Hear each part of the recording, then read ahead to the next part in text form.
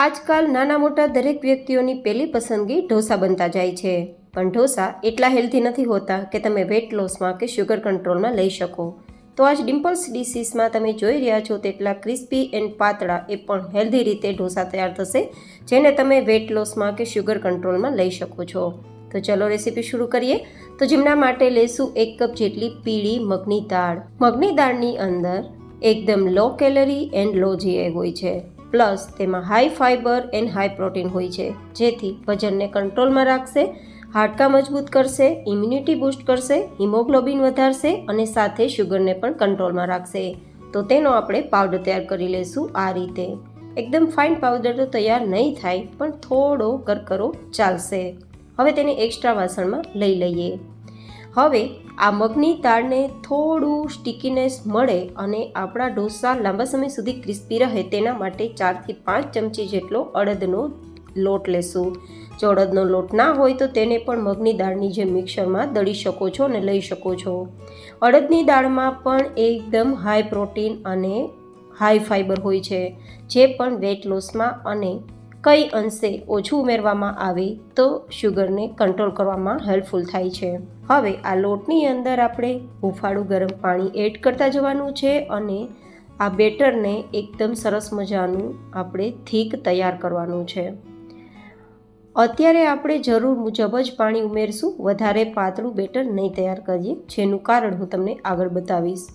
તો આ રીતે થોડું થોડું પાણી ઉમેરતા જઈ અને આપણું બેટર તૈયાર થઈ ગયું છે, પણ તેને સેટ થવા થોડો સમય આપવો પડશે, જેથી બંને દાળના દાણા છે તે સોફ્ટ થઈ જાય અને ફૂલી જાય અને પરિણામે આપણો ઢોસો થોડો ફ્લફી, ક્રિસ્પી એન્ડ પાતળો તૈયાર થાય, ખાવામાં ખૂબ મજા આવે તેવો તૈયાર થાય. તો એ સેટ થાય ત્યાં સુધીમાં ચટણી તૈયાર કરી લઈએ. તો જેમના માટે આપણે 1 કપ જેટલું દહીં લેશું. દહીં ઓછું ખાટું હોય તેવું લેવાનું છે. જો કે ખાટું હોય તો થોડું પાણી અને થોડું દહીં આ રીતે પણ લઈ શકાય, પણ જો કે માત્ર દહીંનો ઉપયોગ કરીને આ ચટણી તૈયાર કરવામાં આવશે તો સ્વાદ વધારે લાગશે. હવે દહીંમાં ચપટીક જેટલું નમક ઉમેરી દઈશું. અહીંયા સેંધા નમકનો ઉપયોગ થાય તો વધારે બેસ્ટ, કારણ કે ડાયાબિટીસની સાથે બીપી હોય જ છે, તો એ પેશન્ટ માટે પણ બેસ્ટ અને વેટ લોસ માટે પણ બેસ્ટ. આ રીતે દહીં આપણું એકદમ ક્રીમી ટેક્સચરવાળું તૈયાર થયું છે, કારણ કે આપણા દહીંની અંદર પાણી બિલકુલ નહોતું. હવે એક મિક્સર જારની અંદર થોડા મરચાંના ટુકડા લેશું, લગભગ 5 થી 6 નંગ અથવા તીખાસ પ્રમાણે લઈ શકાય.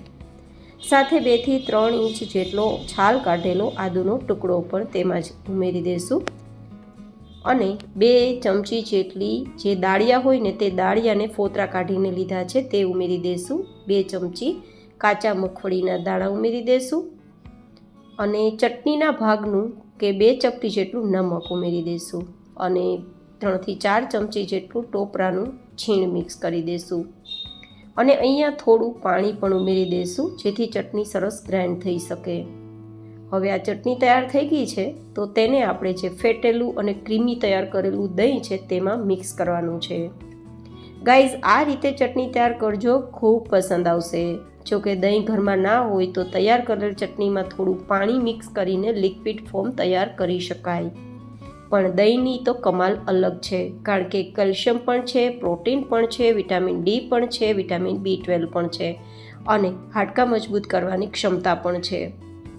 આ રીતે આપણી ચટણી તૈયાર થઈ ગઈ છે. ઈચ્છા હોય તો વઘાર કરી શકો છો, પણ આજે આપણે તેલનો ઉપયોગ નથી કરવાના, તો હું વઘાર નથી કરતી. હવે 10 મિનિટ પછી આપણું બેટર જુઓ કેટલું થીક થઈ ગયું છે, જેનું કારણ છે બધું જ પાણી દાળે શોષી લીધું છે, પણ પાણી ઓછું ઉમેરવાના કારણે દાણો એકદમ સરસ ફૂલી ગયો છે. મેં તમને આગળ બતાવ્યું હતું ને કે ઓછું પાણી ઉમેરવાનું કારણ શું છે, જે હું આગળ બતાવીશ. તો તેનું કારણ છે દાણો એકદમ ઓછા સમયમાં ફૂલી જાય તે. તો હવે આપણે થોડું થોડું 2-2, 3-3 ચમચી પાણી મિક્સ કરતું જશું અને આ રીતે બેટરને એકદમ ફ્લફી કરવા માટે, મિક્સ કરવા માટે ચલાવતા જશું. બેટર આપણું જેમ જેમ ફેટાતું જશે તેમ તેમ સફેદ કલર પર આવતું જશે અને એકદમ ફૂલીને ડબલ થઈ જશે. આપણે અહીંયા ફર્મેન્ટેશન માટે બેટરને છોડવાનું પણ નથી 2-3 કલાક માટે અને સોડા કે ઈનો પણ ઉમેરવાનો નથી.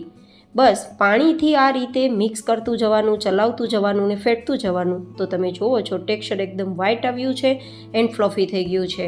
એવું જ લાગે છે કે ફર્મેન્ટેશનવાળું આપણું બેટર તૈયાર થયું હોય.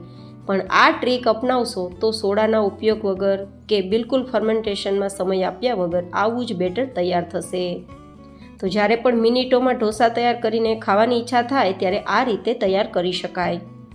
હવે આપણે આપણા ઢોસાને વધારે હેલ્ધી તૈયાર કરવા માટે લોખંડનો તવો ઉપયોગમાં લેશું. લોખંડના તવામાં આયરન ભરપૂર હોય છે, હિમોગ્લોબિનને ઇન્ક્રીઝ કરવાનું કામ કરે છે.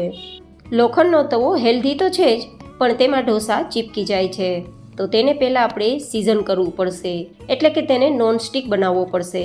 તો નોનસ્ટિક બનાવવા માટે આપણે થોડું તેલ આમાં ઉમેરીશું અને પછી ડુંગળીની મદદથી મીડિયમ ગેસની ફ્લેમ પર જ્યાં સુધી આ તમને તેલ દેખાય છે એ બધું જ તેલ તવો પી ના જાય, શોષી ના લે ત્યાં સુધી આ રીતે ઘસવાનું છે. આ પ્રોસેસ કરશો તો લોખંડનો તવો નોનસ્ટિક બની જશે અને પછી તેમાં ઢોસા તૈયાર કરવામાં આવશે તો ઢોસા બિલકુલ નહીં ચીપકે. આ એક ટ્રીક અને જે બતાવેલી ટિપ્સ જો અપનાવશો તો કોઈ પણ દાળના ઢોસા કે પછી રેગ્યુલર ઢોસા જો તમારા તવા પર ચીપકતા હોય તો ક્યારેય નહીં ચીપકે. તમે જોઈ શકો છો બધું જ તેલ શોષાઈ ગયું છે. તો હવે તવો ગરમ છે તો તેને ઠંડો કરવા માટે થોડું પાણી લગાવી કપડાથી લૂછી અને પછી 1 ચમચા જેટલું બેટર આ રીતે રાઉન્ડ આપણે પાથરી દેશું. મતલબ જે રીતે ઢોસો આપણે સ્પ્રેડ કરીએ તે રીતે. અને પછી ગેસની ફ્લેમ મીડિયમ રાખીશું, હાઈ નથી રાખવાની. જો હાઈ રાખશો તો લોખંડનો તવો હોવાના કારણે ચીપકી જશે અને લો હશે તો બધી જ સાઈડથી જે ગોલ્ડન કલર આવવો જોઈએ તે નહીં આવે. તો હવે ઉપરની સપાટી થોડી ડ્રાય થવા દેવાની, ત્યાં સુધી કંઈ નથી કરવાનું. થોડી સપાટી ડ્રાય થાય પછી જો તમારી ઈચ્છા હોય તો ઘી, બટર અથવા તેલ લગાવી શકો છો. જો કે ઘી, બટર, તેલ વગર પણ ઢોસા એકદમ સરસ તૈયાર થઈ શકે છે. પણ મેં થોડી શાઇનિંગ માટે અને ટેક્સચર એકદમ ફરસું આવે તેના માટે આ રીતે લગાવ્યું છે. હવે તવાને બધી જ સાઈડ ફેરવતું જવાનું જેથી આખો આપણો ઢોસો ગોલ્ડન કલર પર આવે. જે રીતે મેં કર્યું છે તે જ રીતે. અને તમે જોઈ શકો છો કે બધી જ સાઈડથી જાતે જ ઢોસાની સાઈડ છૂટી થઈ ગઈ છે, મતલબ બિલકુલ ચીપક્યો નથી. તો આ રીતે તૈયાર થયેલ ઢોસો લાંબા સમય સુધી ક્રિસ્પી રહેશે અને તમે જોઈ શકો છો તેટલો પાતળો તૈયાર થયો છે. તો તમે ક્યારે તૈયાર કરો છો ઢોસો, અને જો તમારો ઢોસો બરાબર ના થતો હોય તો મારી બતાવેલી ટ્રીક અને ટિપ્સ સાથે તૈયાર કરજો. ચોક્કસ આ રીતે ક્રિસ્પી જ તમારા ઢોસા તૈયાર થશે. તો મારી આજની એકદમ હેલ્ધી રીતે તૈયાર કરવામાં આવેલી રેસીપી સાથે ટિપ્સ અને ટ્રિક્સ બતાવેલી રેસીપી કેવી લાગી એ કોમેન્ટ બોક્સમાં લખીને જરૂર બતાવજો.